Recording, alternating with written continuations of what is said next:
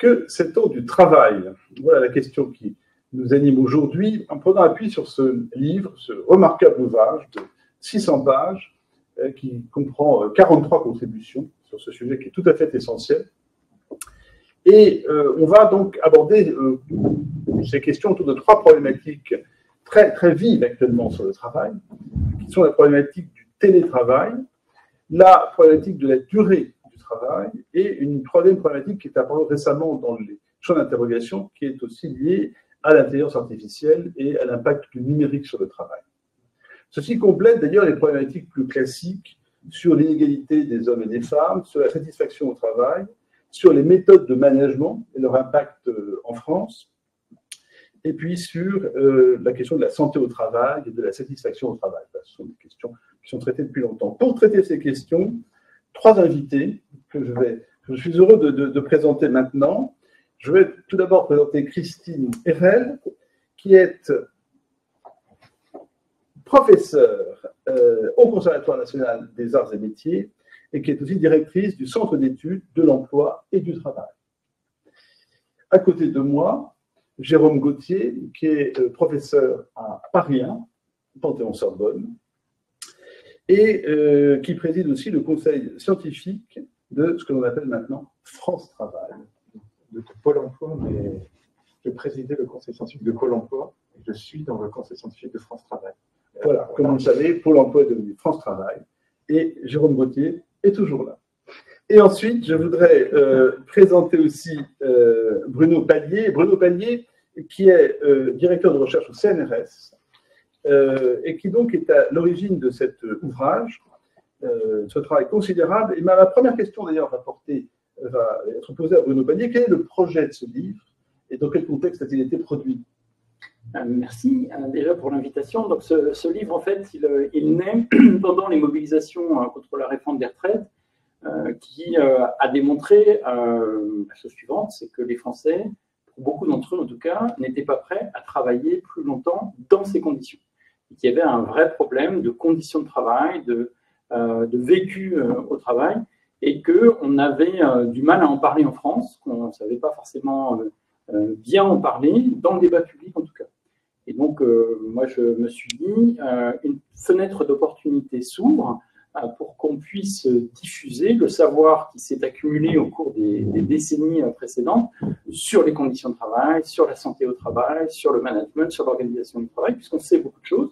Les sciences sociales, l'économie, sociologie, psychologie, etc., ont développé beaucoup de savoir. Et ce savoir a parfois du mal à accéder au débat public pour nourrir une réflexion approfondie, une réflexion sur l'état de la société, mais aussi une réflexion politique sur les conditions de travail aujourd'hui en France. Donc, je me suis tourné vers mes petits camarades, et d'ailleurs très vite vers Christine, vers Jérôme et quelques autres pour dire « Est-ce que vous pensez que c'est une bonne idée ?» Ils m'ont dit oui. Donc j'ai demandé à chacun, non pas d'écrire des choses très originales, mais plutôt de proposer une synthèse de leurs travaux sur un certain nombre de thématiques, ce qui fait que cet ouvrage, il est gros en somme, mais chaque chapitre est plutôt court, il se veut didactique, très accessible, avec quelques données fondamentales et un accès assez immédiat aux résultats. Donc voilà, c'est l'objectif du livre, c'est de rendre accessible le savoir sur le travail à un moment où il y a des interrogations, où il y a un intérêt sur le travail. On peut parler peut-être de ce moment. Ce moment, c'est un moment où la question du travail, des conditions de travail, de la rémunération, de la reconnaissance du travail se pose, alors qu'elle se posait beaucoup moins avant. On parlait de quoi avant? On parlait du chômage et de l'emploi. Et parfois, on parlait de sauver des emplois, quitte à renoncer à un certain nombre d'éléments qualitatifs sur le travail. Donc, il y avait une sorte d'arbitrage sur les questions d'emploi plutôt que les questions du travail. Alors, il se trouve qu'avec la baisse du chômage, que l'on trouve dans beaucoup de pays, pour des raisons démographiques principalement, avec le Covid qui a remis en avant la question de l'organisation du travail, du télétravail, etc., avec cette réforme des retraites qui a posé la question « est-ce que vous êtes prêt à travailler plus longtemps ?» Eh bien, la question du travail est redevenue centrale et on a voulu apporter du savoir pour nourrir les débats, qu'ils aient lieu en classe, dans les médias ou auprès des acteurs sociaux, des partenaires sociaux, des médias. Merci pour cette présentation. Je vais rebondir tout de suite sur cet article que vous avez consacré au low cost à la française en matière de travail. Qu'est-ce que c'est? Alors, moi, dans cet ouvrage, j'ai essayé de comprendre pourquoi on a quelque part aussi maltraité le travail. C'est-à-dire que le travail, beaucoup de chapitres le montrent, hein, on voit des conditions de travail qui sont moins bonnes que dans des pays comparables, on voit beaucoup plus d'accidents du travail, par exemple, 2 fois plus en France que dans la moyenne européenne, beaucoup plus de burn-out, beaucoup plus de conditions de travail difficiles en France. Et on peut se demander pourquoi. Donc, on a une partie de la réponse qui vient dans les modes de management sur lesquels Jérôme va revenir, hein, très verticaux, très distants par les chiffres en France. Mais il y a, d'une façon plus globale, cette idée que le travail, depuis 40 ans, il est considéré comme un coût. On parle beaucoup du coût du travail, et que si on considère le travail comme un coût, les entreprises, les gouvernements vont essayer de le réduire. En essayant de réduire le coût du travail, on ne risque pas forcément de faire du bien au travail lui-même. Alors, on voit naître dans les années 80 de plus en plus d'abord de travaux d'économistes qui nous expliquent que si on a du chômage, c'est parce que le coût du travail est trop élevé. Mais ils nous expliquent aussi que si on n'arrive pas à exporter, la France a un problème de compétitivité, c'est parce que le coût du travail est trop élevé. Donc le coût du travail, ça explique un peu tous les problèmes de la France. C'est pour ça qu'on a du chômage, c'est pour ça qu'on a un problème de compétitivité. Et du coup, ça apporte la solution, c'est réduire le coût du travail si on veut résoudre nos problèmes principaux. Et on voit qu'aussi bien les gouvernements que les entreprises vont effectivement mettre tout en œuvre pour réduire le coût du travail. Alors du côté des gouvernements, c'est une énorme continuité depuis la fin des années 80 jusqu'à aujourd'hui, c'est les stratégies d'exonération de cotisations sociales pour réduire la partie indirecte du coût du travail qui va dans le financement de la protection sociale. Alors ça démarre aux alentours du SMIC, avec d'abord Martine Aubry et surtout Édouard Balladur dans les années 90, mais aujourd'hui ça concerne 3,5 SMIC, ça concerne plus que la moitié des salariés en France, et on consacre chaque année près de 80 milliards d'euros à faire baisser le coût du travail pour les entreprises. Donc ça, c'est du côté des gouvernements. Alors, on sait les conséquences, hein, c'est des conséquences en trappe à bas salaire, puisqu'il y a des effets de seuil qui font que on a ça. On a aussi l'intuition, pas forcément toujours suffisamment démontrée, mais l'intuition que ça entraîne plutôt la création d'emplois mal rémunérés parce que bénéficiant de ces exonérations plutôt que des emplois mieux rémunérés. En tout cas, on a un ensemble d'effets collatéraux à cette stratégie d'exonération de cotisations sociales qui, pour le dire vite, tire l'économie française vers le bas. Et puis du côté des entreprises, là aussi, on a considéré que le travail était un coût. Et que font les entreprises par rapport à ça? En gros, elles mettent en place 4 stratégies en réaction à cette idée que le travail, c'est d'abord un coût. La première stratégie, c'est les délocalisations.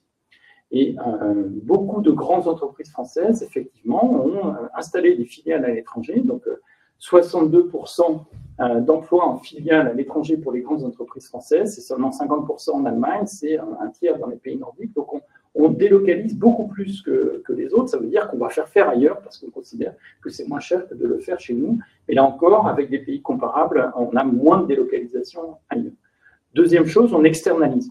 Et on considère que ce qu'on payait directement avec des salariés propres à l'entreprise précédemment, eh bien, on va le faire par des entreprises sous-traitantes en espérant que ce soit moins cher.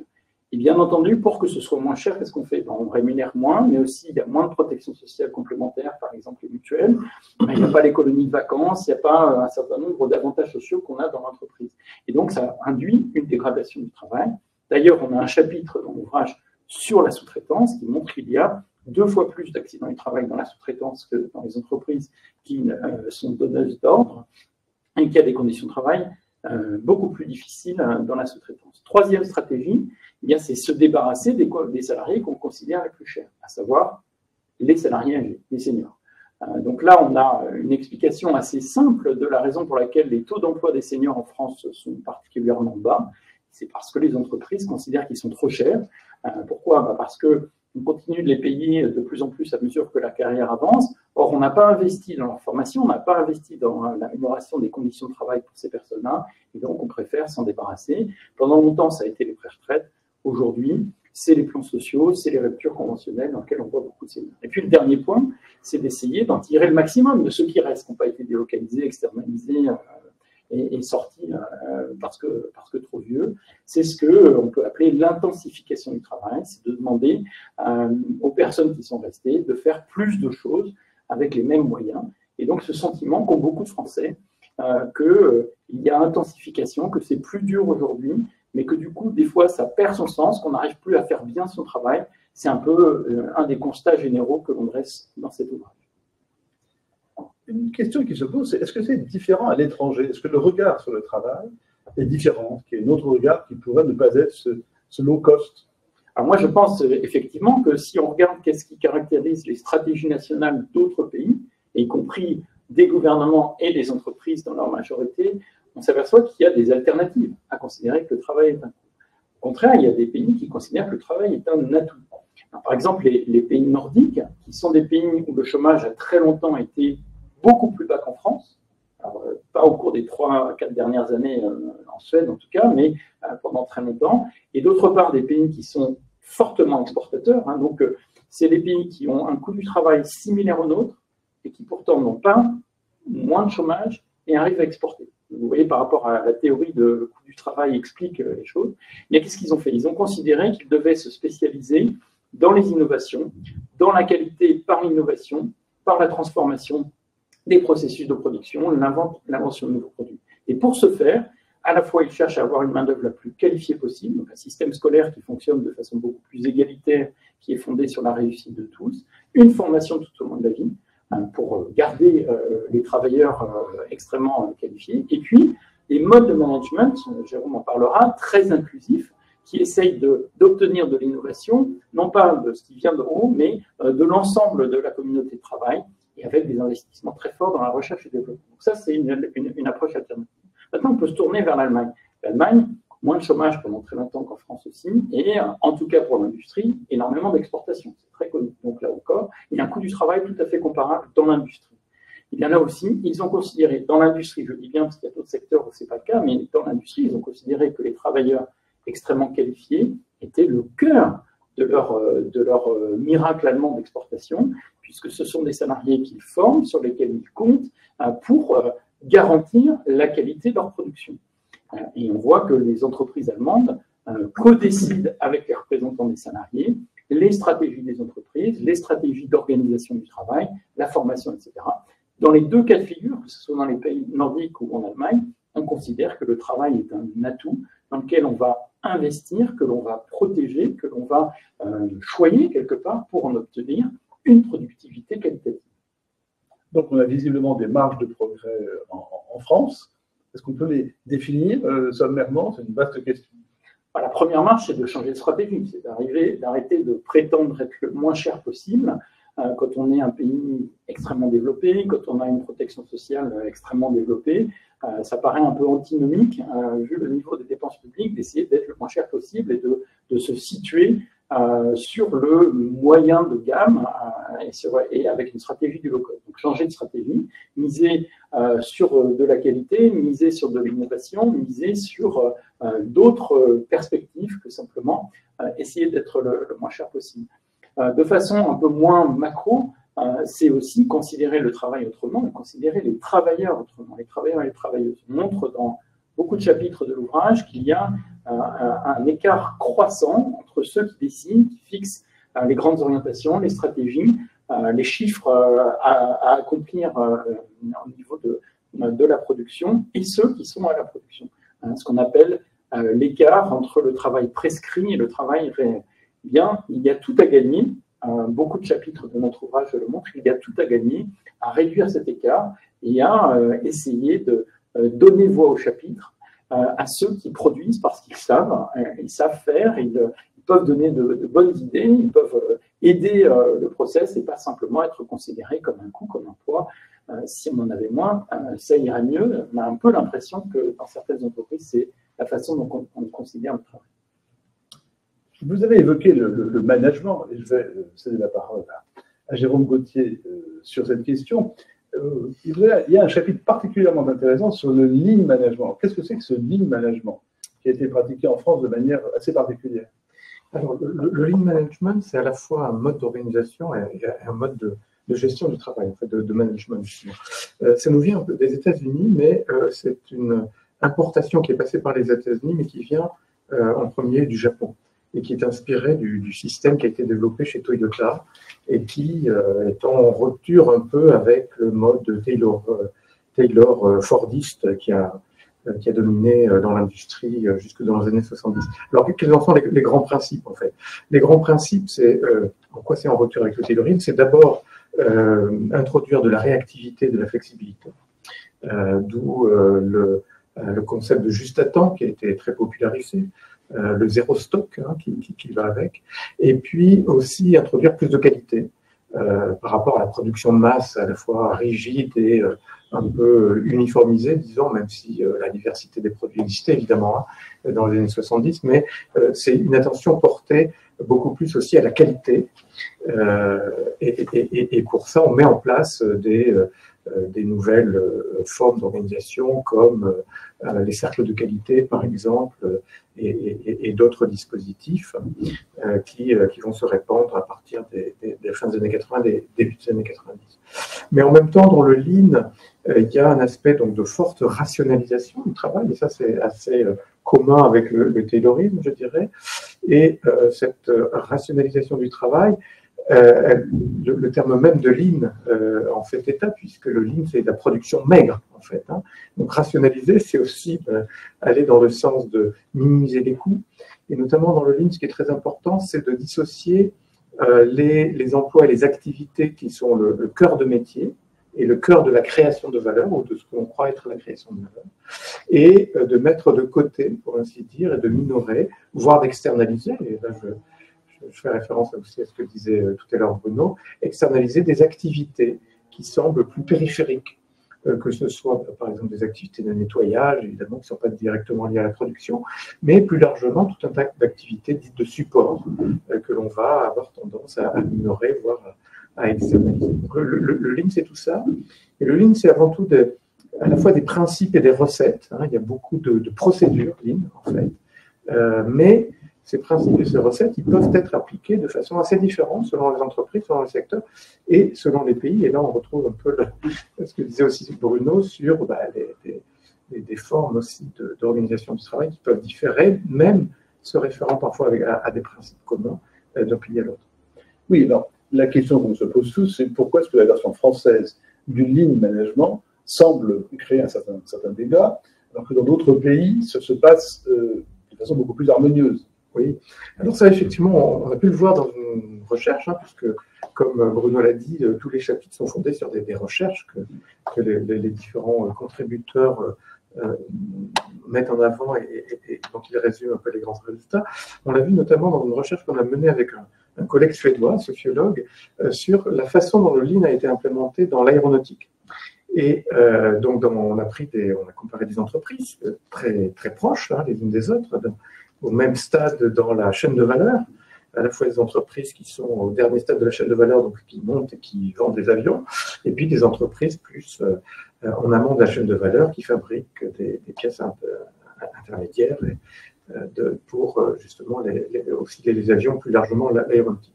Et ce qu'on a vu, c'est qu'une différence quand même assez notable entre la façon dont le Lean avait été implémenté en France et en Suède. En France, on est resté dans des schémas très top-down, c'est ce que disait Bruno, très hiérarchique, où finalement il y a les décideurs et il y a ceux qui implémentent. Et d'ailleurs, ce top-down se retrouve assez haut, c'est-à-dire même les ingénieurs, les cadres intermédiaires, eux-mêmes ont subi cette mise en œuvre. On les a envoyés, par exemple, suivre des stages.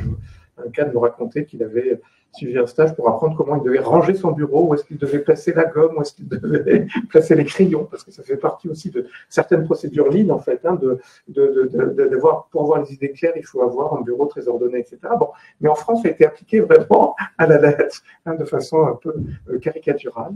Et ce qui ressort, en fait, c'est que, en France, on a un Lean qui se rapproche assez de Taylor dans ce sens de division entre ce qui pense et ce qui exécute, et avec assez peu de marge d'autonomie des travailleurs, et encore une fois à des niveaux pas seulement les opérateurs, hein, pas seulement les opérateurs de base, mais même les techniciens, les cadres intermédiaires, qui nous disaient qu'ils avaient été très peu consultés, par exemple, hein, lors de la mise en œuvre du livre. Alors qu'en fait, c'était très différent. Eux-mêmes disaient, ouh là là, nous, on a une vision très pragmatique, hein, ils parlaient plutôt d'agilité, l'inagile, etc., quand ils essayaient de se référer à certaines catégories.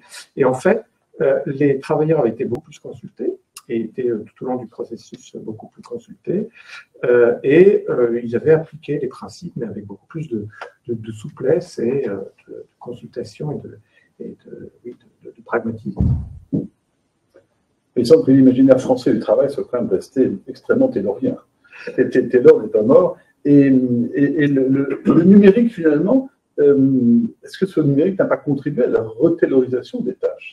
Alors oui, alors il y a deux aspects. Il y a l'aspect un peu technique et puis il y a l'aspect plus des représentations et même de la culture, même si les économistes n'aiment pas beaucoup parler de culture. Hein. Certains sortent le revolver, donc question de culture chez les économistes. Donc on n'aime pas les explications trop culturalistes. Et en même temps, je crois qu'en France, on a été un peu comme la fille aînée de l'Église, on a été un peu une des filles aînées, s'il peut y en avoir plusieurs, du taylorisme en fait. Hein, et le taylorisme a trouvé un terrain particulièrement propice pour différentes raisons en fait. Et en lien avec la façon dont le système éducatif est articulé avec le système productif en France. On a un système éducatif relativement élitiste, avec à la fois des élites très bien formées dans des grandes écoles, notamment d'ingénieurs et de commerce, mais ces grandes écoles sont envoyées dans la caricature, mais sont un peu hors sol par certains aspects, et inculquent aussi à nos élites cette vision très top-down, en fait, à la fois et sur une légitimité d'un savoir très technologique, hein, je pense notamment aux grandes écoles d'ingénieurs, qui font que, quand on parle aussi de l'organisation du travail, on a cette vision il y a ceux qui pensent et il y a ceux qui exécutent, et avec une vision un peu, comme le disait très bien Bruno, où on ne distingue pas trop la réalité du prescrit et la réalité de ce qui est effectivement se met en œuvre au niveau des gens qui travaillent au concret. Et ça, je crois que c'est resté très, très, très important en France, même si on voit qu'il y a des évolutions vraiment importantes chez les jeunes, notamment dans les jeunes générations des managers. C'est eux d'ailleurs que viennent aussi des innovations et des interrogations sur ce livre, notamment qui est trop prescriptif, qui ne laisse pas assez d'autonomie aux personnes, parce qu'ils s'aperçoivent que, notamment, c'est un frein à l'innovation. Hein. Bruno parle d'innovation. On reste en France dans une conception de l'innovation très top-down. L'innovation sort du cerveau génial des dirigeants, et ensuite, par un phénomène de ruissellement, supposé se diffuser dans le reste de l'organisation. Or, dans d'autres pays, on a une vision beaucoup plus bottom-up, ou beaucoup plus interactive de l'innovation. L'innovation, c'est l'innovation de tous les jours. Et d'ailleurs, ce que nous disaient les opérateurs suédois, ils nous disaient, mais nous, on innove tous les jours. En fait, l'innovation, c'est au quotidien, c'est tous les jours, par l'apprentissage continu, par le processus d'essai et d'erreur, etc.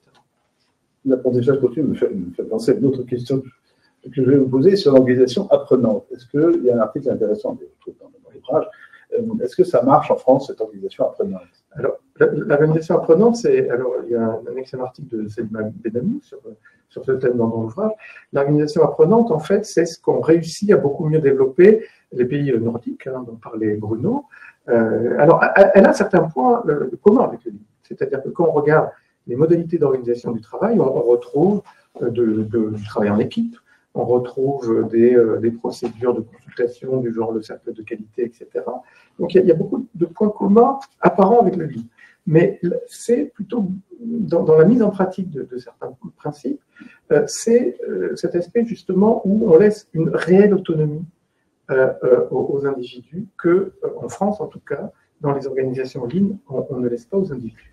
Et d'ailleurs, dans ce chiffre, il y a des enquêtes très précises européennes, hein, qui comparent les organisations du travail, et elles montrent que quand on demande aux personnes est-ce que vous pouvez mettre en œuvre vos idées dans votre pratique du travail, dans les organisations apprenantes, ils sont 75% à répondre oui, et ils sont moins de la moitié à répondre oui dans les organisations lean, en fait. Hein. Donc, c'est c'est beaucoup plus ces marges d'autonomie au quotidien, cette possibilité d'innover au quotidien qui différencie l'organisation apprenante de l'organisation en ligne. Alors, il y a beaucoup de travailleurs en France qui travaillent aussi dans des organisations apprenantes, telles qu'on peut les percevoir dans les enquêtes, mais le pourcentage est très inférieur à ce que l'on retrouve.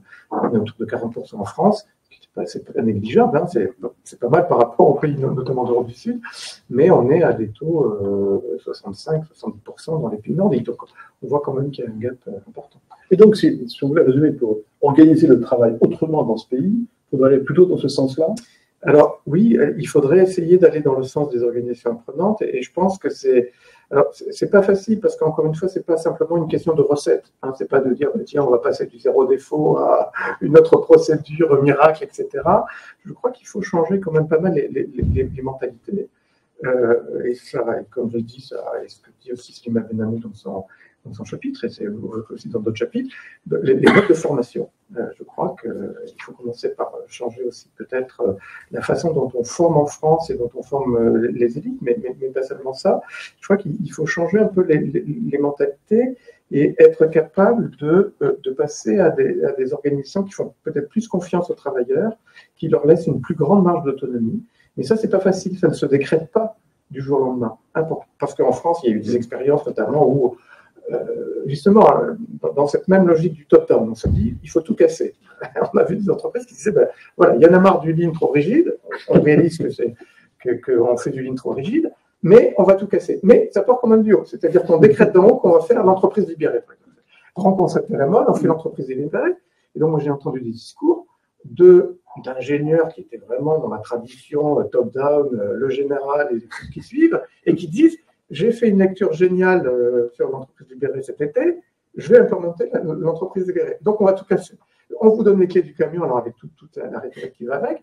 Et puis, évidemment, comme on n'est pas habitué à ça, tout le monde est un peu perturbé par le fait que du jour au lendemain, on leur demande d'élire leur cadre, etc. Et donc, le problème, c'est que ça risque de ne pas marcher parce qu'il n'y a pas tout le contexte qui permet que ça marche, en fait. Vous voyez. Et donc, on passe d'une mode managériale à l'autre. Et comme disait Crozier, on croit que c'est en cassant tout, en faisant la révolution, qu'on va changer des choses. Et ça peut échouer. Donc, c'est pas simple à faire. Hein, c'est pas simple à faire. Et je pense qu'il faut se reposer sur la concertation, et notamment par de la concertation avec des corps intermédiaires. Et là, le rôle des syndicats, je pense, est important. On le voit très bien en Suède. Les syndicats sont très présents sur les questions de conditions de travail et d'organisation du travail. Ils ont acquis une compétence depuis les années 70 énorme, ce qui fait qu'ils sont légitimes aussi vis-à-vis des employeurs pour parler de ces questions, pour faire des propositions et pour influer sur l'implémentation Ils n'ont pas réussi à bloquer l'implémentation du livre, mais ils ont réussi quand même en Suède à l'orienter vers des modes d'organisation beaucoup plus de type organisation apprenante que lean taylorien technocratique à la française. Oui, il y a des concepts comme ça qui apparaissent à un moment, qui disparaissent par la suite. Je fais une transition avec la parole que je vais vous céder tout de suite. On a beaucoup parlé au moment de la Covid des métiers essentiels. Alors, d'abord, est-ce que vous pourriez nous définir ce que c'est qu'un métier essentiel? Oui, alors je vais vous donner une définition qui n'est pas la mienne, qui est celle du Bureau international du travail, puisque donc, le BIT a travaillé sur cette question autour de la crise sanitaire, mais avec l'idée quand même de proposer une définition qui soit applicable à un cadre plus général et à d'autres situations que celle simplement de la crise sanitaire. Donc pour le BIT, les métiers essentiels, ce sont des métiers dont l'activité ne peut pas s'arrêter même en cas de crise grave. Ça, c'est le premier critère. Et le deuxième critère, c'est qu'ils ne sont pas télétravaillables. Donc c'est au croisement de ces deux critères qu'on trouve les métiers essentiels. Donc en pratique, il s'agit d'activités dans divers secteurs. Vous allez avoir le secteur de l'agriculture, par exemple, où bien évidemment on a des métiers essentiels. L'énergie, l'eau, les déchets, donc tout ce qui va vraiment être les activités totalement nécessaires effectivement au fonctionnement de base de l'économie, mais aussi ensuite des activités dans le secteur de la santé, du social, les transports, le commerce, voilà, toute une série d'activités qui sont effectivement la base de la continuité des activités économiques et sociales pour société. Donc l'idée, c'est que cette définition, de ce point de vue, n'est pas une définition purement conjoncturelle tout de même, puisque donc, elle repose sur des critères qui sont des critères applicables à un ensemble de situations. Alors pour illustrer peut-être un petit peu plus ce que sont ces métiers essentiels, donc dans le cas français par exemple, donc dans le chapitre d'ouvrage qui leur est consacré, on a cherché à identifier avec ces deux critères, donc les métiers et les populations concernées en France. Et donc, on obtient un peu plus de 7 millions de personnes, donc ça représente environ un tiers de l'emploi, ce qui est important, bien évidemment. Donc c'est une fraction importante de l'emploi en France et dans les autres pays, donc sur lesquels, effectivement, par exemple, le BIT a pu conduire aussi des travaux. Alors, il s'agit en général de personnes, si on regarde les caractéristiques des personnes qui occupent ces emplois, il s'agit de personnes qui sont souvent plus jeunes que la moyenne des salariés, de personnes qui sont aussi moins diplômées. Le critère du diplôme est un critère qui est assez différenciant entre métiers essentiels et l'ensemble des salariés. Et donc, on a pu aussi montrer à travers différents indicateurs de conditions d'emploi et de travail qu'ils sont en général défavorisés, notamment en matière de salaire. On a un différentiel de salaire qui est important entre ces métiers essentiels. Donc, malgré leur importance fondamentale pour le fonctionnement de l'économie et de la société, on a un différentiel important avec l'ensemble des salariés. Donc, c'est un peu moins de 20% d'écart, mais c'est très important déjà. Et cet écart est d'autant plus important lorsqu'on est dans les métiers qu'on a appelés en France les métiers de la deuxième ligne. C'est-à-dire qu'au-delà de la catégorie travailleurs essentiels, dans le débat français est venue s'ajouter donc une deuxième différenciation qui avait été proposée en fait par le président de la République dans un de ses discours au moment du premier confinement, et où il a donc distingué entre ce qu'il appelait première et deuxième ligne. Donc les premières lignes, c'était les métiers de la santé et de l'armée, la police, les pompiers, donc sécurité dans un sens vraiment régalien du terme. Et puis, deuxième ligne, c'est les métiers du commerce, les métiers de l'aide à domicile, de la propreté, les agriculteurs, etc. Donc là où on voit le plus fort différentiel en termes de salaire, c'est lorsqu'on regarde effectivement ces métiers de la deuxième ligne qui sont les plus fortement défavorisés et pour lesquels le déficit de reconnaissance salariale est le plus important. Donc, par ailleurs, on a d'autres critères qui sont différenciants en matière de conditions de travail. On a la question de la précarité. Pour ces métiers essentiels, on a globalement une précarité de l'emploi qui est plus importante.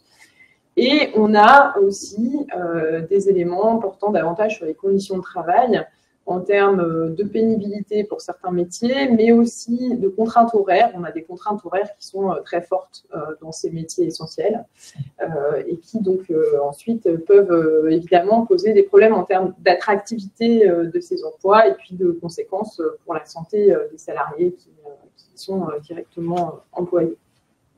Oui, c'est un paradoxe français assez étonnant, que ces métiers essentiels soient finalement assez peu considérés et pas très bien rémunérés. Alors ça, on peut ouvrir la perspective de manière un peu plus large sur la qualité de l'emploi en France et les conditions de travail qui ont l'air globalement assez médiocres par rapport aux partenaires européens, par rapport à d'autres pays. Oui, alors on a aussi effectivement dans cet ouvrage, toujours sur la base de recherches conduites en comparaison internationale, on a cherché effectivement à positionner la France par rapport à ses partenaires européens en matière de qualité de l'emploi. Alors peut-être quelques mots sur ce qu'on appelle qualité de l'emploi dans ce cadre-là. On retient une dimension qui est une dimension multidimensionnelle. Donc c'est-à-dire qu'on ne va pas regarder que les salaires, puisque bien entendu c'est un point important, mais ça n'est pas suffisant pour caractériser la qualité des emplois. On va aussi regarder les conditions d'emploi, donc le type de contrat et la sécurité de l'emploi, les conditions de travail, la carrière et la formation, donc est-ce qu'on a des perspectives de carrière et de promotion dans son emploi, et donc ces éléments, tous ces éléments pris ensemble constituent ce qu'on va appeler la qualité de l'emploi. Et ce que l'on observe lorsque l'on regarde effectivement la position française, c'est que la France a globalement une position qui est très en retrait par rapport à son niveau de richesse et par rapport donc, à ses partenaires directs comme l'Allemagne, les pays nordiques, ça a été évoqué, mais pas seulement. On est vraiment plutôt proches de pays du sud de l'Europe, donc qui sont des pays nettement moins riches que nous, et malgré tout qui se retrouvent proches de nous en matière de qualité de l'emploi et du travail. Alors pour préciser peut-être un petit peu les dimensions qui posent problème en France, ce sont principalement les dimensions portant sur les conditions de travail.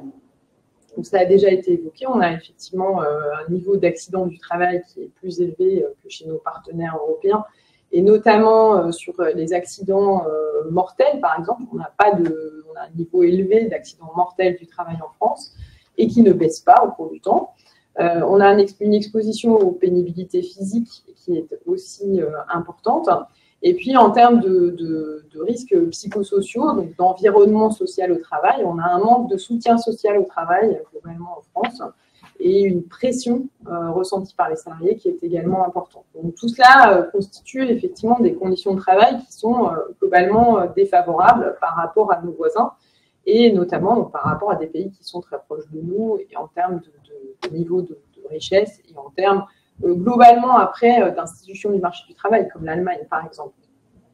Alors, si on essaye de faire le lien avec les institutions françaises, parce que parfois ce qu'on entend dire, c'est mais du coup, comment on peut expliquer ça, alors qu'en France, on a a priori un certain nombre d'institutions qui protègent les salariés, on a un droit du travail qui est relativement développé, etc.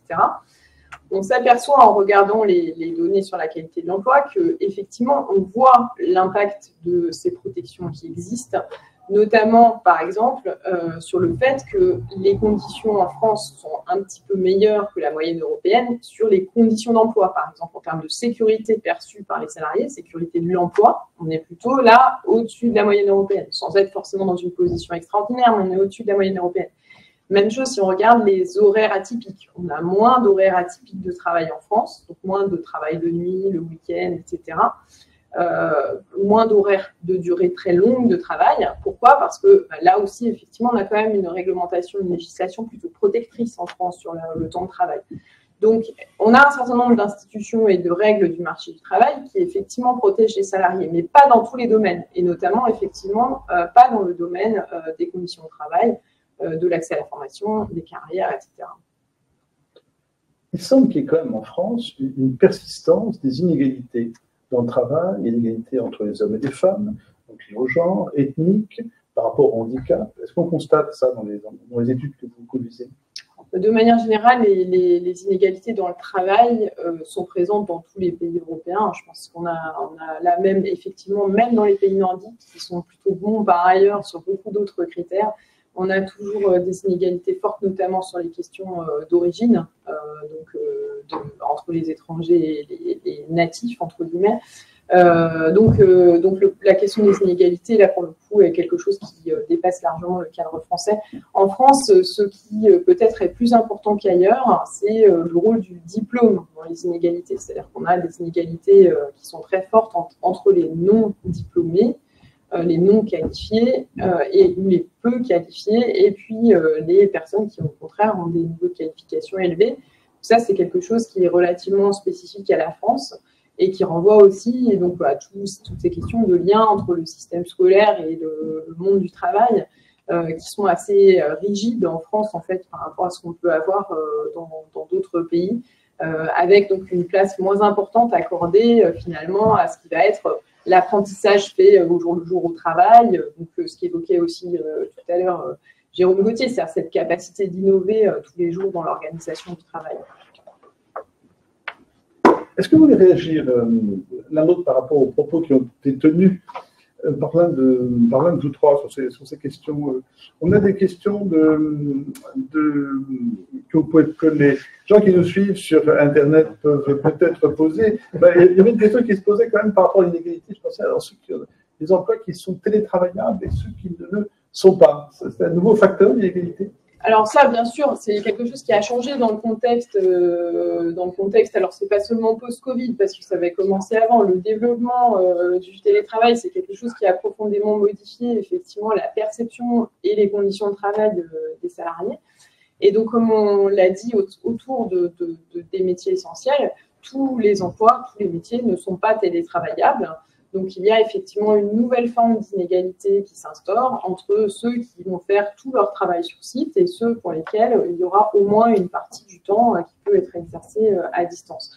Alors malheureusement, on n'a pas vraiment de solution pour modifier cela. Enfin, les métiers non télétravaillables sont des métiers qui s'exercent sur site.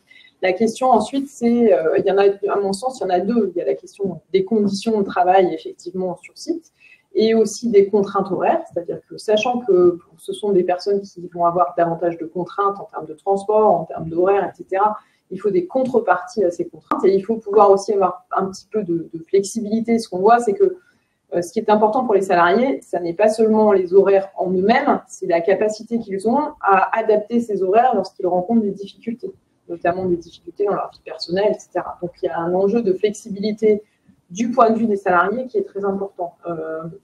Et puis, le deuxième enjeu, c'est aussi d'avoir des perspectives de carrière qui permettent peut-être, si on le souhaite, à un moment donné, de passer d'un métier dans lequel on est sur site à 100% du temps à un métier où on va avoir un petit peu de temps, effectivement, en télétravail, si on le souhaite. C'est-à-dire que c'est la question des mobilités professionnelles et de l'aménagement de ces mobilités qui est extrêmement important. Monsieur Ampoutier, par rapport au digital, c'est aussi une source d'inégalité. Qu'est-ce qu'on pourrait dire par rapport à ça? Alors, le digital, c'est très important, évidemment, parce qu'on en parle beaucoup et aujourd'hui encore plus avec l'intelligence artificielle. Alors, c'est grâce au digital, je voudrais rebondir sur le télétravail, que le télétravail aussi est possible pour un grand nombre de métiers. Mais le digital aussi joue beaucoup potentiellement sur les formes d'organisation du travail. Et donc, j'en reviens au Lean, en fait. Ce qui est vraiment, je pense que un des enseignements forts, je crois, des recherches, et notamment dans cet ouvrage, c'est de dire qu'il n'y a pas de déterminisme technologique, en fait. Et donc, il n'y a pas d'usage unique du digital. Et le digital, il peut soit aller dans le sens d'une amélioration et même d'une émancipation du travail, etc., soit, au contraire, il peut être utilisé pour contrôler encore plus le travail. Et du coup, et ça, on en a des exemples très concrets. Je reviendrai toujours à la recherche sur l'aéronautique. C'était très frappant de voir, par exemple, une anecdote sur deux managers qui avaient des visions très, très opposées de la façon dont ils allaient utiliser le digital dans leur département. C'était des départements de montage, d'assemblage d'avions. Une directrice, une femme, c'était pas un hasard. Elle utilisait le digital en disant moi j'ai introduit des tablettes pour mes opérateurs pour les rendre plus autonomes, pour qu'ils puissent se coordonner ensemble mieux, mais pas du tout pour les espionner encore plus. Et un autre manager dit mais comment tu ne profites pas de ces tablettes où en temps réel, ils rentrent tout un tas d'informations sur ce qu'ils font, etc. Tu ne profites pas de ces tablettes pour faire des indicateurs de productivité et les contrôler en temps réel. Tu es une mauvaise manager. Voilà. Et donc, à travers cette distinction, on voit que ça illustre très bien, en fait, la façon dont le digital peut être utilisé pour aller dans le sens d'une plus grande autonomie des travailleurs, une plus grande coordination horizontale, et donc aller dans le sens d'une organisation apprenante, ou au contraire, pour renforcer cet aspect très top-down de contrôle, de contrôle du travail, dans une logique tout à fait taylorienne, de calcul d'indicateurs de productivité, et de contrôler au plus près et en temps réel les individus. Et je crois qu'un des enjeux fondamentaux du digital, c'est comment il va être utilisé, avec le formidable potentiel de l'intelligence artificielle, comment il va être utilisé dans un sens ou dans l'autre. Oui, les questions éthiques ne manquent pas de se poser, qui apparaissent en même temps. D'abord, c'est intéressant, il y avait un sujet d'éducation qui est tombé récemment en management, qui s'appelait la tyrannie des outils numériques. Et ça exprimait, c'était l'objet de grands débats au sein des commissions, qui exprimaient l'interrogation sur, au fond, l'imposition très française, quand même, souvent très administrative, d'outils, de plateformes numériques extrêmement nombreuses, et qui finalement n'améliorent pas du tout la qualité du travail, mais sont une charge supplémentaire. Alors, on a une question d'Héloïse sur la fuite des savoirs. Est-elle une erreur du point de vue des seniors, en clair? Le fait de ne pas suffisamment employer de seniors, est-ce que ça nous coûte cher? Comme vous voulez. Je vous offre ce merveilleux pompon. Ce qui est clair, c'est que quand on regarde différents pays, comme on fait beaucoup de comparaisons, des pays qui, plutôt que nous, se sont dit de toute façon, il faut que les seniors restent en emploi, à la fois pour des questions de financement de retraite, pour des questions démographiques, puisque il y a des pays qui ont connu un vieillissement plus précoce que nous, l'Allemagne, l'Autriche, les pays nordiques, le Japon. Et du coup, les entreprises se demandent est-ce qu'on peut tirer le meilleur bénéfice de ce que sont les seniors. Est-ce que sont les seniors? Ce sont des personnes expérimentées. Donc, à ce moment-là, on voit très clairement d'abord l'idée de les accompagner en termes de conditions de travail, pour être sûr qu'ils ne soient pas usés par le travail, de les accompagner aussi en matière de formation. C'est une des choses qui est marquante dans beaucoup d'entreprises suédoises, japonaises ou allemandes. À 50 ans, à 55 ans, à 60 ans, vous continuez d'avoir accès à la formation, puisque vous êtes censé rester là jusqu'à 65 ou 67 ans. Et le dernier point, c'est aussi de changer le profil des postes. Se dire, est-ce qu'on ne peut pas passer à des postes où on va être dans la transmission d'expérience, dans le mentorat, dans l'accompagnement des plus jeunes arrivés, pour tirer le meilleur de ces seniors. Et on voit effectivement que ça faisait partie des stratégies de maintien en emploi des personnes âgées. Alors, on cite souvent la Finlande, qui est partie de niveaux assez médiocres, comme la France dans les années 90, et a réussi à prolonger les carrières de façon positive par les conditions de travail, la formation, et effectivement les mutations des postes. Et puis, les départs progressifs en retraite. Il y avait un concept très à la mode il y a une quinzaine d'années en management, c'était le management des connaissances, le knowledge management, qui a vraiment apporté à ça. Ça a changé, on a des choses à dire sur ce management des connaissances. Ça s'est développé ou pas, finalement? Ou ça a été une mode sans suite? Alors, peut-être continuer à l'appliquer à la question des seniors, en fait, puisque la question portait sur les savoirs des seniors. On avait mené une étude, il y a un chapitre très intéressant, comme tous les autres chapitres, d'Annie Jolivet, un peu sur les seniors, en fait, qui est la grande spécialiste française de la question. Et donc, avec Annie Jolivet, on avait mené une étude sur la gestion des âges dans les entreprises. Et notamment, on avait interrogé les cadres sur quelle est la valeur des seniors, finalement? Quelle est pour vous la valeur des seniors? Et est-ce qu'on leur avait posé cette question-là? Est-ce qu'en mettant les seniors dehors, à l'époque, c'était il y a une vingtaine d'années, donc on utilisait massivement les pré-retraites, est-ce que l'on perd finalement en savoir? Et ce qui était assez frappant, c'était les différences d'appréciation des cadres selon leur niveau. Plus on s'éloignait du bottom, justement, plus on avait une vision justement un peu technocratique pour sous-estimer la valeur des seniors, et selon aussi les parcours, c'est-à-dire les gens qui avaient monté la hiérarchie plutôt par l'expérience, etc., ils avaient plus conscience de la valeur de l'expérience, alors que les jeunes diplômés qui arrivaient cadre directement, pour eux, ces savoirs tacites accumulés par l'expérience, etc., c'était des savoirs qui n'avaient aucune valeur, et qui de toute façon, à l'âge, encore plus des nouvelles technologies, etc. Or, aujourd'hui, il me semble que on a peut-être une vision un peu plus, justement, plus fine de l'expérience. Et encore une fois, là aussi, plus récente, on voyait que, notamment dans l'automatisation, ce qui ressortait, c'est que certaines entreprises disaient on est allé trop loin dans l'automatisation. C'est-à-dire que parce qu'un peu enivré par le traitement des données, le big data, l'intelligence artificielle, etc., on automatise tout, on est submergé par les données et on perd ce savoir un peu tacite, pragmatique, qui est le savoir proprement humain, qui reste, qui est celui qui reste accumulé quand même par l'expérience, et cette intelligence un peu collective qui est au niveau du travail concret des opérateurs, on tend à le perdre. Et ça fait partie de ce management du savoir, et cette surestimation des capacités technologiques fait partie justement de cette dévalorisation de ce savoir un peu proprement humain accumulé par l'expérience et dont sont porteurs notamment aussi les seniors, beaucoup les seniors dans certaines activités. Ça rejoint une question de Véronique sur l'intelligence artificielle. On débat énormément, donc si vous voulez dire quelque chose sur l'intelligence artificielle et l'impact sur les métiers, voilà, la parole est à vous sur ce vaste sujet.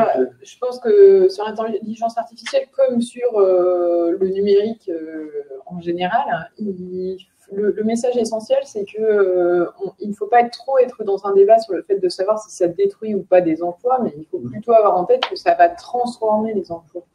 Et donc, l'idée générale, c'est qu'on ne sait pas forcément exactement, effectivement, combien de métiers, combien de personnes seront directement impactées par l'intelligence artificielle. En revanche, on peut déjà anticiper le fait qu'il y aura effectivement des changements dans le contenu du travail du fait de l'intelligence artificielle, comme il y en a eu du fait du numérique. Donc, ensuite, les enjeux que ça va poser, c'est davantage effectivement la manière dont on va mettre en place ces nouvelles technologies dans les entreprises. Donc, c'est ce que disait Jérôme, c'est-à-dire qu'il n'y a pas de déterminisme technologique. Toute la question, c'est comment on va utiliser ces outils et dans quel sens on va les utiliser. Est-ce qu'on va les utiliser plutôt pour libérer les travailleurs d'un certain nombre de tâches qui sont répétitives, ennuyeuses, etc. Ou bien est-ce qu'on va les utiliser plutôt pour intensifier le travail, augmenter les rythmes. Et donc là, effectivement, dans ces cas-là, on a un impact qui est carrément négatif sur la qualité de l'emploi et du travail. Voilà, donc je pense que c'est un message qui est un message important, c'est comprendre que ça transforme plutôt que ça ne supprime directement des emplois. C'est marginal, en fait, l'aspect purement suppression d'emplois. Par contre, l'impact sur l'organisation est très important. Vous voulez rajouter Oui, ce qui est toujours étonnant, c'est la façon, et c'est pas propre à la France, hein, dont on se fait peur quand on a des innovations technologiques, puisqu'on a eu une crise d'angoisse avec l'ubérisation il y a 10-15 ans. Et c'est le moment où on voit quelques experts sortir des prédictions apocalyptiques. Donc là, en 2013, c'est le fameux papier de Freyer et Osborne qui nous annonce la disparition de 47% des emplois du fait de la numérisation. 2 ans après, Hans, en 2016, rappelait que ce serait plutôt 10%, mais que surtout, ça allait transformer. À partir du moment où on dit que ça transforme, c'est un enjeu de management, c'est comment, dans quel sens on transforme. Est-ce que c'est pour que la technologie aide l'humain ou est-ce que c'est pour mettre l'humain au service de la technologie? Dans l'ouvrage, on a 3 chapitres qui peuvent tous démontrer comment, hélas, on peut parfois mettre l'humain au service de la technologie. C'est ce que les auteurs de ces chapitres, dont Jérôme, appellent le néo-taylorisme. Et à savoir que la technologie aide à standardiser les tâches et à mettre la pression sur le travailleur pour qu'il accomplisse sa tâche. Donc on a un chapitre de Juan-Sébastien Carbonell sur l'industrie automobile où on s'aperçoit que l'ouvrier n'a plus à se déplacer parce que c'est les robots qui lui apportent les pièces et donc ça accélère sa cadence, il doit placer les pièces et donc il est la main des robots. On a le chapitre de Jérôme Gauthier avec Coralie Pérez dans les entrepôts. C'est assez connu. Hein. Maintenant, les entrepôts, les caristes, ils ont un casque qui leur dicte ce qu'ils doivent faire. Et c'est une intelligence artificielle qui leur dit ce qu'ils doivent faire. Mais on a aussi des chapitres parmi les essentiels, des métiers du vieillissement, où on voit ces personnes qui viennent à domicile des personnes âgées avec une tablette et ils doivent borner à l'arrivée. Et la tablette leur dit, vous avez 10 minutes pour faire ci, 15 minutes pour faire ça, et borner à la sortie.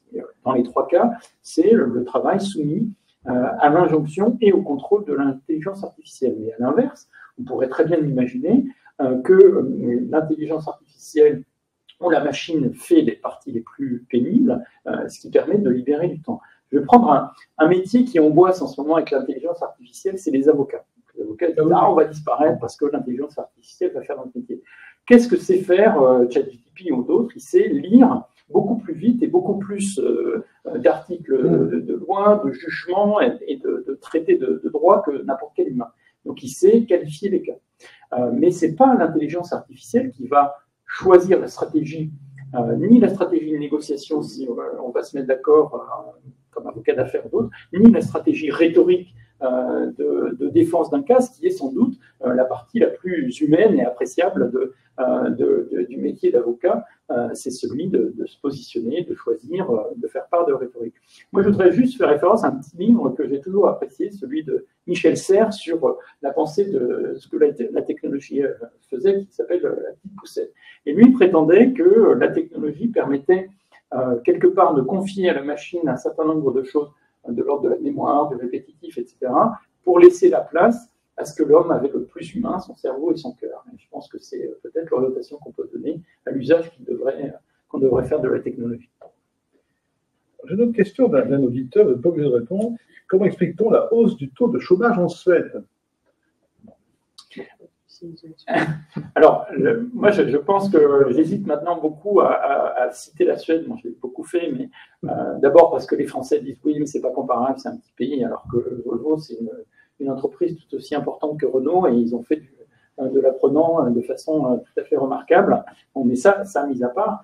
Bon, il faut savoir que les Suédois, en tout cas les classes moyennes suédoises, ont décidé de ne plus être Suédois. En gros, il y a une vingtaine d'années, ils ont demandé la compétition, ils ont demandé le choix, ils ont demandé les inégalités. Ils ne voulaient plus être traités comme tout le monde. Donc cette valeur d'égalité qui a été vraiment centrale dans la construction du modèle suédois des années 30 jusqu'aux années 90, je dirais qu'il y a les classes moyennes les plus éduquées, les classes moyennes supérieures qui ont décidé d'en sortir. Et donc, ils ont introduit la possibilité de choisir leur école, de choisir leur centre de santé, de choisir un certain nombre de choses. Ils ont aussi revendiqué le fait de pouvoir être de mieux en mieux payés. C'est-à-dire que les inégalités en Suède, elles se sont creusées par le haut. C'est-à-dire qu'avant, vous aviez un plafond élevé, excusez-moi, vous aviez un plafond plutôt bas, c'est-à-dire que vous avez très peu de hauts salaires et vous aviez un plancher élevé. Voilà, c'est ça la métaphore, c'est plafond bas, plancher élevé, de façon à ce que les salaires soient assez compressés. C'était ça qui faisait que vous aviez peu d'inégalités. Les planchers restent élevés en Suède, hein, les minima sociaux sont élevés, on a encore le mécanisme de salaire de réserve. En revanche, les salaires se sont fortement élevés par en haut. Et on a l'impression qu'un certain nombre de libéralisations du marché du travail, un certain nombre d'inégalités croissantes se sont aussi traduites sur le marché du travail avec une éviction d'un certain nombre de salariés. Après, quand on regarde qui est au chômage, c'est plutôt des personnes moins qualifiées, beaucoup de personnes d'origine étrangère, un chômage qui dure moins longtemps, hein, c'est moins de chômage de longue durée qu'en France, et indéniablement, il va dépasser le niveau français aujourd'hui. Il nous reste 4 minutes. Je vous propose, si vous voulez, chacun de vous laisser la parole pendant 1 à 2 minutes pour quelques éléments de conclusion, une ouverture, des perspectives. Voilà.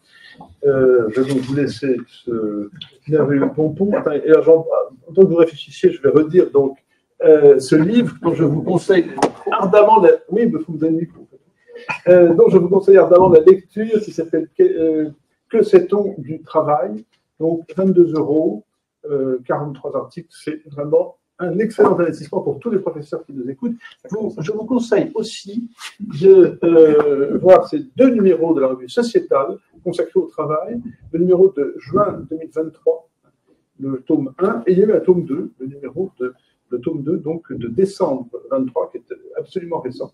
C'est extrêmement, il y a un nombre d'auteurs et de contributions tout à fait intéressants. Donc avec tout ça, je pense que les professeurs sont parfaitement au point pour traiter cette question et la problématiser avec leurs élèves. Donc je vais me faire un plaisir de procéder le micro-pompon pour 2 minutes de conclusion. Vous pouvez commencer comme vous voulez. Bon, alors, je vais commencer. Non, peut-être juste une conclusion qui est plutôt un petit peu méthodologique, c'est de dire que je pense que les travaux qui sont présentés dans cet ouvrage sont pour partie des travaux qui s'appuient sur des statistiques issues d'enquêtes, qui sont des enquêtes faites en France, aussi en Europe, par exemple, sur les conditions de travail. Je pense que ces enquêtes sont d'une grande richesse. Je pense que les travaux qui sont conduits à partir de ces données le montrent. Et que donc il est important de les utiliser, de les diffuser. Moi, je suis toujours surprise aussi quand je fais des cours sur cette thématique des conditions de travail, du point auquel les gens ne connaissent pas la réalité effectivement des conditions de travail en France. Et donc, je pense que ces enquêtes sont extrêmement utiles et qu'il faut aller les consulter. Donc, le site du ministère du Travail, par exemple, propose une data visualisation qui permet de voir soi-même un certain nombre de critères de conditions de travail en France. Et donc, j'encourage nos auditeurs aujourd'hui à aller regarder ces données. C'est extrêmement intéressant. On peut faire la même chose sur le site de la Fondation de Dublin pour l'enquête européenne. Merci beaucoup. Alors, moi c'est trois points de conclusion. Le premier, c'est que on peut aller sur les sites, mais on peut lire l'ouvrage, puisque voilà, c'est des chapitres qui font entre 12 et 15 pages, qui sont toujours organisés avec une présentation directe des principaux résultats, des données statistiques très accessibles et une démonstration simple et convaincante. Je pense que c'est vraiment un instrument de travail pour les sciences économiques et sociales tout à fait important. Deuxième point, c'est il me semble extrêmement important de parler, de mieux connaître les situations du travail, parce que je pense, et c'est pas une intuition comme ça, c'est que j'ai travaillé avec des collègues en sciences politiques, que les difficultés que les Français rencontrent au travail, comme des difficultés que d'autres populations peuvent rencontrer explique en partie la montée des partis de droite extrême. C'est-à-dire que le ressentiment qui naît au travail, le fait de ne pas arriver à faire bien son travail, de ne pas être reconnu, de ne pas être entendu, crée du ressentiment qui peut se traduire dans un vote d'extrême droite qui reproche beaucoup aux élites, essaye de manifester une demande de reconnaissance. On a pu le voir dans les Gilets jaunes, on a pu le voir dans d'autres choses, et je pense qu'il est essentiel de comprendre ces mécanismes-là, de les reconnaître. Et puis c'est mon troisième point, c'est que le portrait n'est pas rose, il est gris foncé, mais en même temps, les questions autour du travail, on peut trouver des solutions. Il y a énormément de progrès possibles. On peut réorganiser le travail, on peut manager autrement, on peut améliorer les conditions de travail, on peut plus impliquer les travailleurs dans les processus. C'est-à-dire que c'est un domaine où on ne peut pas être juste pessimiste parce que tout va mal et c'est la fin du monde. Au contraire, si on prend conscience, on peut aussi mettre en œuvre un certain nombre d'améliorations. Donc c'est un lieu dans lequel il peut y avoir du progrès social et il n'y en a pas forcément beaucoup aujourd'hui. Merci pour cette note positive. Oui, j'irai exactement dans le même sens, très rapidement en fait. Dire, il faut que l'ensemble des acteurs se saisissent de cette question, et c'est bien l'objectif de ce livre. Donc vous avez rappelé qu'à 50 centimes le chapitre, c'est vraiment bargain et que tout le monde devrait se précipiter. Il faut que l'économiste quand même, le naturel revient au galop. Bon, mais plus sérieusement, je crois que un des problèmes justement, c'est que en France, on ne s'est pas saisi suffisamment de cette question. Et j'en reviens un peu au point de départ aussi qu'avait évoqué Bruno. En France, on ne s'est pas saisi suffisamment de ces questions, et notamment les élites politiques, mais aussi peut-être les syndicats eux-mêmes, qui ont pendant longtemps, c'est un héritage aussi du compromis fordiste, en fait, ont insisté beaucoup plus sur les aspects de salaire ou de protection de l'emploi, en fait, beaucoup plus que sur les questions de conditions de travail, qui en même temps sont des questions peut-être un peu plus complexes, sur lesquelles ils avaient moins d'expertise, et parce qu'elles touchent aussi à l'organisation du travail et donc à la direction du travail. Et le compromis français, ce qui faisait partie du compromis français, qui était accepté dans une certaine mesure par les syndicats, c'était que l'organisation du travail, c'était la prérogative du patron. Bon. Ensuite, on négocie le reste, mais l'organisation du travail, c'est la prérogative du patron. Et ensuite, on est plutôt dans une position défensive, réactive, mais on n'est pas dans la force de proposition. Pourquoi ? Parce que être dans la force de proposition, c'est aussi être dans la cogestion et finalement être dans une certaine complicité avec aussi les employeurs. Et ça, je crois que c'est une attitude très, très française, notamment quand on compare encore une fois avec les pays nordiques, où les syndicats, ils osent plus de dire, voilà, on va essayer vraiment, si ce n'est de co-gérer, mais au moins d'impacter directement les prises de décision et pas d'être simplement dans une position défensive réactive. Et en France, notre problème, c'est la division syndicale. C'est vrai en Suède, on l'a vu, c'est-à-dire que vous avez un syndicat qui syndique 70% de votre main-d'œuvre, voire 80%, y compris chez les cadres, vous êtes tenu d'en tenir plus compte que quand vous avez des syndicats divisés, qui font de la guerre entre eux, etc. Et ça, c'était quelque chose aussi qui est ressorti, même dans un secteur comme l'aéronautique, qui est plutôt privilégié de beaucoup de points de vue, et aussi d'un point de vue syndical, où certaines entreprises ont des taux de syndicalisation beaucoup plus élevés que la moyenne française. Mais là aussi, on a constaté que les divisions syndicales avaient des effets un peu négatifs sur ces questions de conditions de travail, parce que on n'osait pas faire des propositions et voire approuver certains changements, parce qu'on avait toujours peur de paraître comme un complice ou se fourvoyant un peu dans la cogestion, ce que certains syndicats ne veulent absolument pas faire. Jérôme Gauthier, Christine Herrel, Bruno Panier, merci beaucoup. La technique aujourd'hui, Béatrice Couéron, et à très bientôt pour une nouvelle vision de Melchior.